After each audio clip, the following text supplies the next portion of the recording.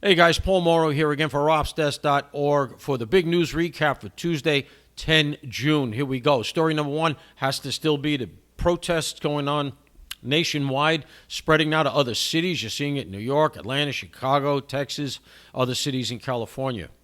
Right now, it looks like New York is under control, and I would argue that that shows you the distinction between no leadership and good leadership, because say what you want about Eric Adams, he came out strong right away and said, we're not going to let what happened in L.A. happen in New York City. He's letting the NYPD run it and do what they need to do. They know how to do it, and as a result, it's not going to get there. It's certainly not going to get as bad as the 2020 Summer of Love, when billions of dollars in damage were done to New York City.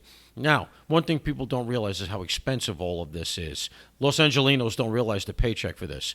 You got all the police overtime, which I don't begrudge these cops, God knows. But all these cops are on overtime. The overtime bill is going to be off the hook, and it's pensionable, which means their pensions are bumped by this. Now, again, more power to them. They're out there doing the work, man. But police work costs money. Now you get the cleanup as well. There's debris everywhere. They're breaking up the streets to throw rocks at the cops. But you also have all of that graffiti. If you notice, all the scenes have a ton of graffiti. Removing graffiti is extremely expensive. We saw it during Occupy Wall Street here in New York. There's graffiti everywhere. Somebody's going to have to pay to clean all of that up. And a lot of it's on public buildings. And then lastly is the lawsuits.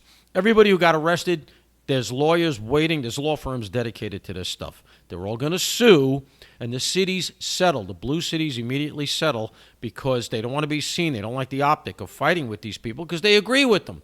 And so they give them money, and the whole cycle is perpetuated because the money they get from the lawsuits and elsewhere just goes into their coffers so that they can do it next time. And this is what they do. They're professionals at it.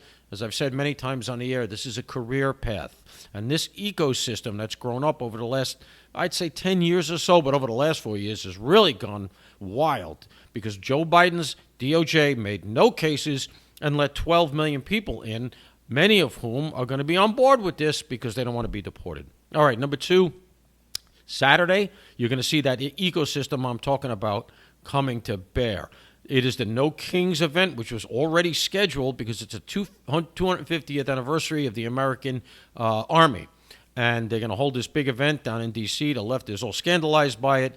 All the usual suspects are going to come out. You could perceive a lot of what's going on right now as a lead up to that. And it's all the usual characters. It's the NGOs funding it. You got SEIU involved, the union. You got the teachers' unions. This Saturday could be quite rough, so word to the wise. And then lastly, in New Jersey, Congresswoman MacIver indicted, all counts. She's looking at double figures in jail. Go all the way with this case. Paul Morrow for the Ops.